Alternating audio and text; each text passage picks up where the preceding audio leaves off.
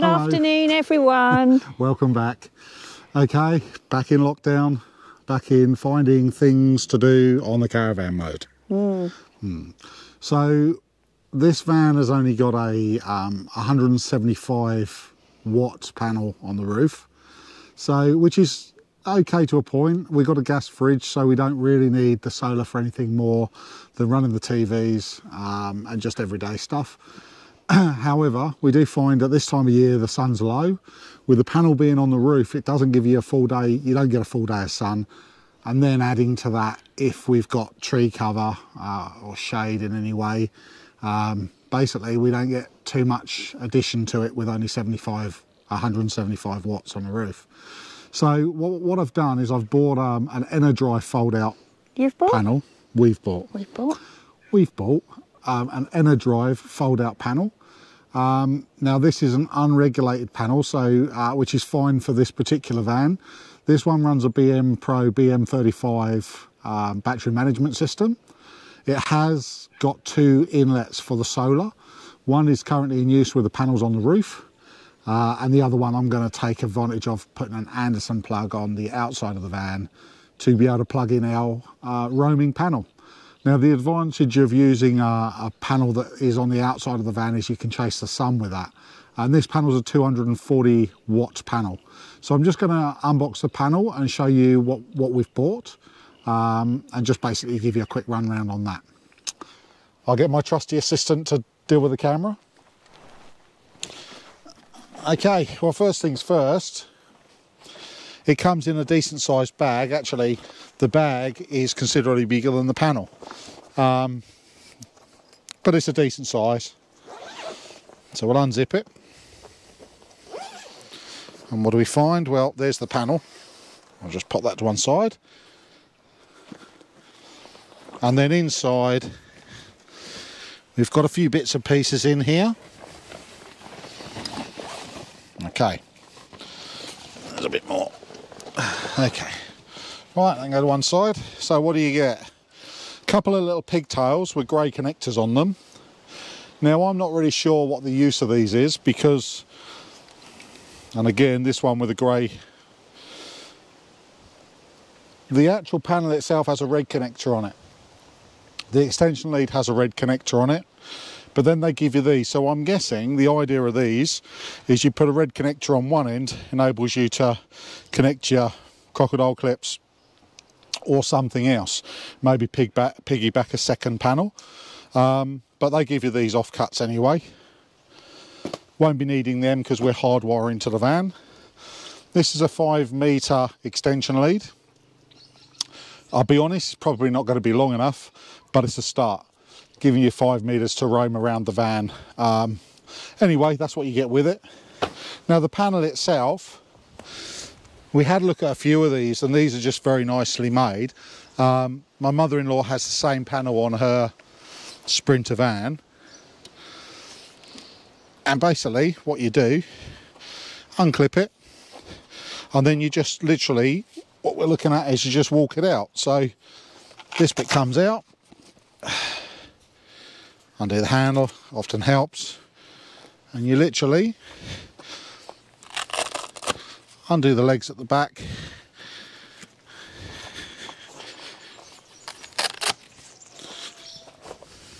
oops, oh, I'll get that in a sec. That one's just come away. Okay, that's it, okay, that's it, down, that's it. Okay, so just give you a quick run round with it. It has eyelets all the way around, so it can be pegged down if it's windy. Round the back, it's got built-in support legs in the back, so, and these also have eyelets, so again they can be pegged out. The Enerdrive panel, it's not the most efficient on the market, but it is a very good panel and it's very nicely made. So that's what we're going to be using, and that will give us a lot more output. So with the 175 on there and the 240 here, we'll have a decent amount of solar. Shouldn't really ever be short of power. This van actually only came with one battery originally, we've put a second battery on it, which is why the solar system is struggling a little. Now, the wife and I have done probably the hardest part of this job, which is managing to get the cable up the inside of the wall of the van, between the van outer wall and the inner wall, to where the battery management system lives. Now, the way we did that, and I'll just get under here, possibly show you better than Tiny can holding it like that. Let me just take the camera and just tilt it up. Okay, so you can see there, what I've done, I've found the inlet that the main battery leads go through. I've dug out all the silicone around it, and then what I did was I shoved a straightened coat hanger up there and pushed it up, and when we've moved the battery management inside the van out the way, and when we started to see it up the other end, I've attached this cable to it and we've just dragged it through. Okay, so inside the van, I've pulled the battery management system just away, left it all plugged in, just pulled it away, disconnected the mains, which is important because you've got obviously 240 volt feed just in the back here. We've pushed the cable up, basically using this coat hanger, and I've obviously taped the cable to the other end, and we've got it all up. And what I should do is I should pull it through until all the armoured part here, where it's been damaged through being pulled through, is clear. And then what we'll do is we'll poke it out through. It's got to come out through this hole at the bottom, because these are the two solar inputs. So it will connect, and if I just get around here, I don't know if you can see, yeah, so you can see there's a spare spade each side of those solar inputs, which I'll be using. So what we're going to do is trim this off. We're going to put a couple of connectors on the end. We're going to drop them down through there and then reassemble all of this with the solar plugged in and connected. So this will all be finished and reassembled. And then what we'll do is we'll do the other end. Okay, well, I'll come back to you when we're some way through that and show you how we get on. What you're doing? So this one has a red flashy light on the holder, which is just a red flashy light on the holder, but I might as well wire it up.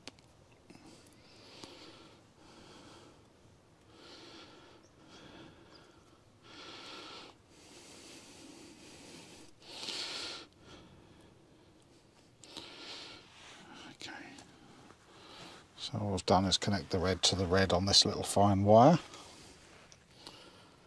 and then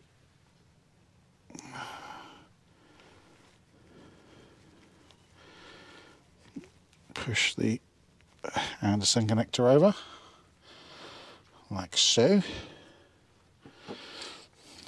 and hydraulic crimpers, only way to go.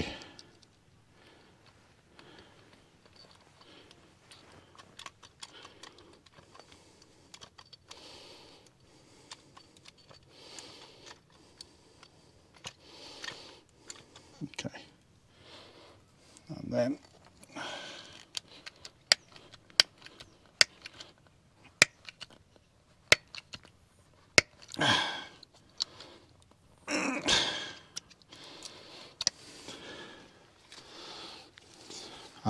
as any bloke in Australia will tell you, that's not going anywhere. That's the thing that we say. Is that right? What do Pommies say then? That's not going anywhere. Okay, same again.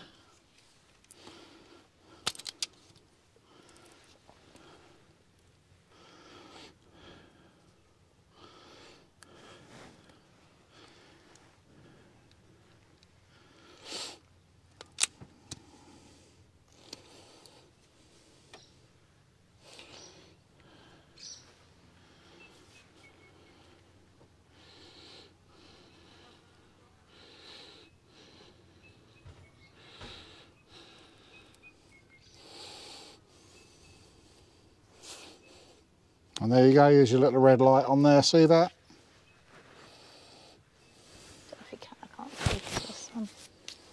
Cobwebs on my face. Let me get this on. And push this all the way in. Give it a twist as it goes.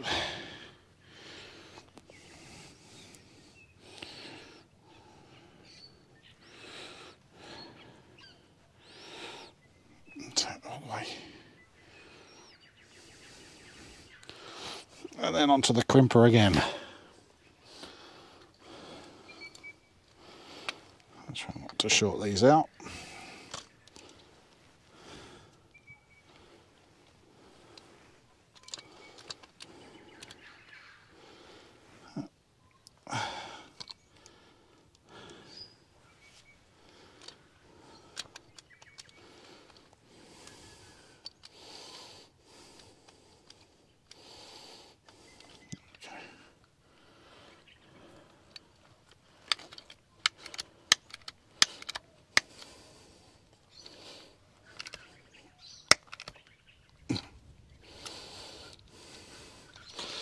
And there you have it, two very nicely crimped wires.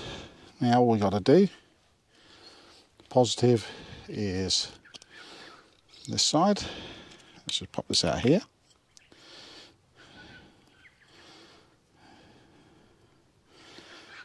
So that needs to go in there. That's that one. Negative.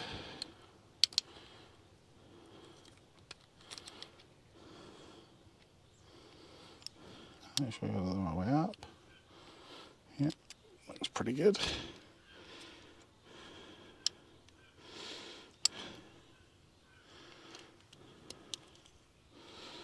Come on, a little bit further. That's the click that you want to hear. So they're all sitting in there and they're hooked over these little tabs just here, so they can't come out.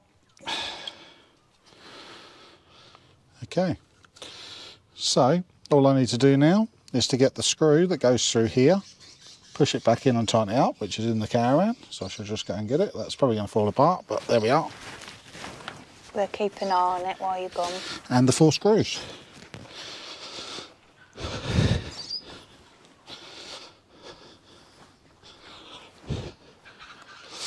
So if I touch it, guaranteed that it'll fall apart, but you can see the little red light there. And it's a very neat job.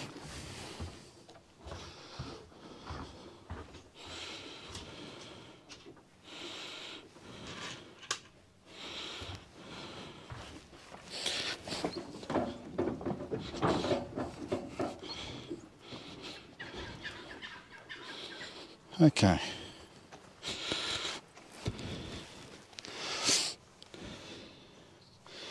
Okay, so screw, drop straight through the middle, flip it over, there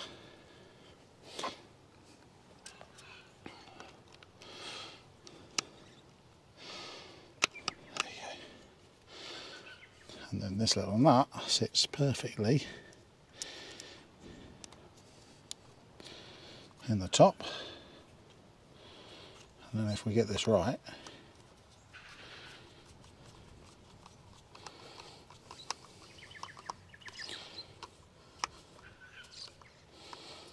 there you go, screws it all together, like so. Looking good. So next, I'm going to work out where the best place for it is, and I reckon probably there. So I want it protected from rocks, and beside the battery box is probably the best way. So, screwdriver. Let's put the rest of these on the ground. One in at a time.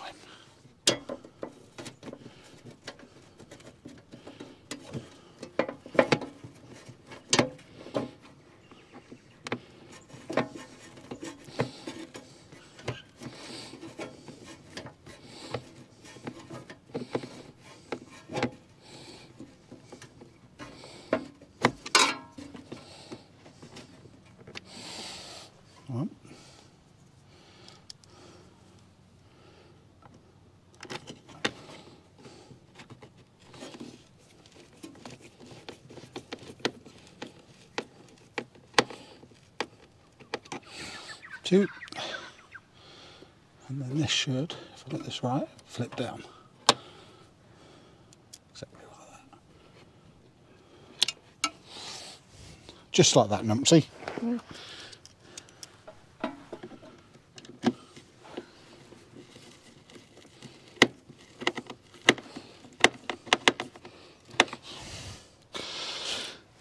Last one.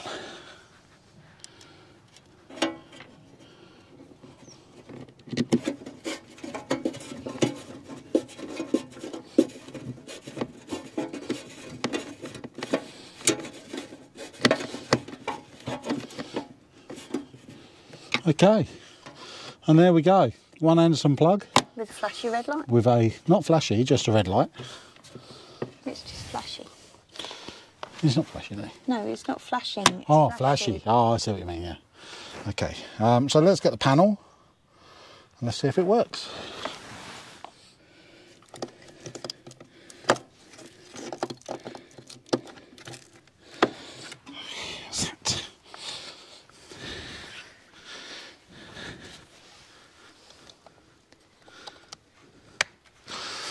Okay, she's plugged in.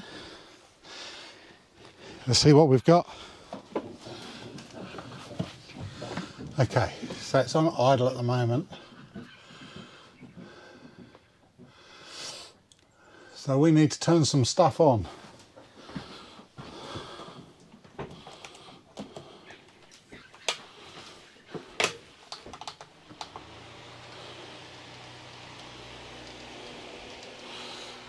Lights, some more lights.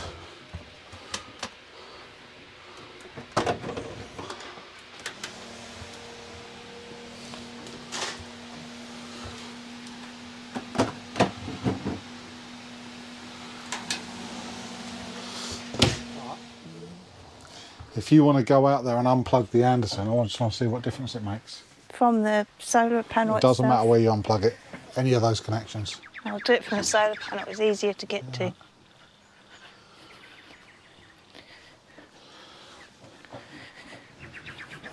So we've got 8 amps of solar, and Tiny's just about to disconnect the panel.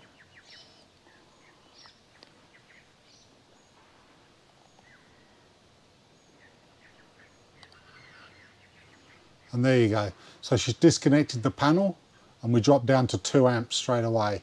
So that panel's given us 6 amps. The standard panel on the roof is only giving us 2.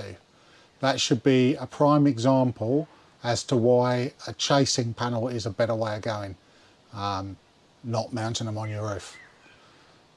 So now the panel's only giving us 1.5 amps on the roof because the sun is so low in the sky, it's not hitting plugged it back in. the panel very squarely. And that's what's causing you the issue. So let's have a look at the finished job. I've just plugged it back in. Okay, so there's the Bmpro with the extra solar input, all put away the same place. So just got to put the door back on this.